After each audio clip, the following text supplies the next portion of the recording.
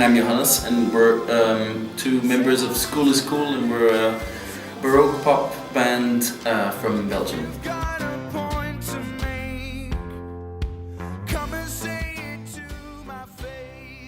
It was weird, but it also just put you on edge. Like we, one of our first gigs ever, and we won sort of Battle of the Bands in Belgium, which really launches you. And then afterwards, when you win it, you get 50 gigs a year just to prove yourself. And we learned the hard way how it feels to play 50 gigs, and we got better. We've known each other for I think over 10 years, and I learned to play the guitar with just jamming with him. Playing Nirvana. Yeah. Lots and lots of Nirvana. Then we played Pixies, and then we tried our own songs. Belgium is a bit a divided country in the sense that there's a southern part that speaks French and a northern part that speaks Dutch.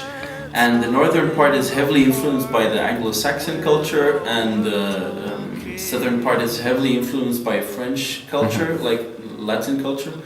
I mean, Dutch is not a very popular language in the sense that in Belgium most bands sing in English because it's such a cooler language, and most pop and rock music has been made in English. Yes. And I think that sort of gave way to a sort of tradition of having just a lot of rock bands, and they're well supported, I think.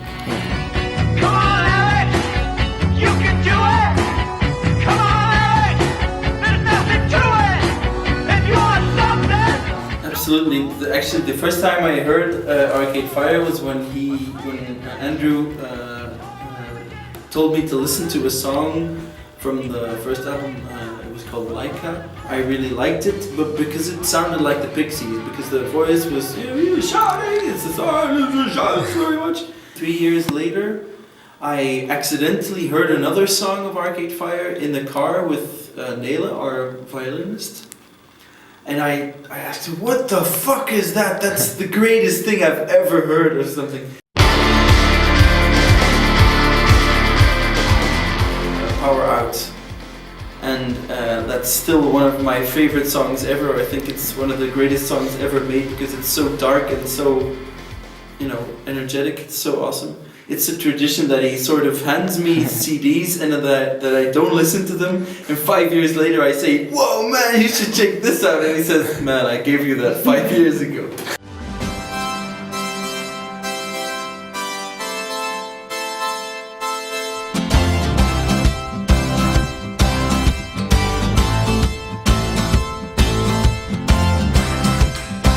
The shorter the song is, that means it's probably the most atomic or the most condensed version of the song that you could make, which is the best, because I think if we would make our songs longer, I think they would get irritating, they would get annoying. I have this feeling that many bands don't like to be called pop music, or they want to be called alternative indie rock and Art pop or art rock or something.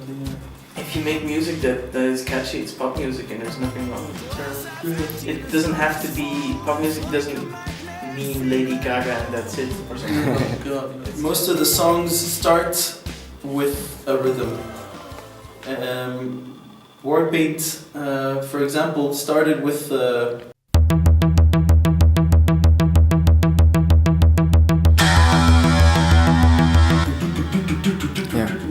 synthesizer stuff, and the drums came. Yeah. Yeah, it's very tribal. I'm wearing war paint, already bloodstained. I mean, almost every song that I wrote for Anthropology started with a rhythm, or has a very important rhythm in it. I mean, I never finish a song unless I get an interesting rhythm for it. Hounds of Love by Kate Bush. It also has very big drums. Yeah, that's one of those other songs that the first time I heard Hounds of Love by Kate Bush, I thought, what the fuck is this? Oh, here I go. It's coming for me through the trees. Kodo, have you ever heard of it? Like a Japanese, it's like a traditional drum collective. Okay, okay. So it was really influential in some other songs on the album, like In Want of Something or On the Beach of Hanalei, a song that has lots of. It's the question that she asks herself day and night.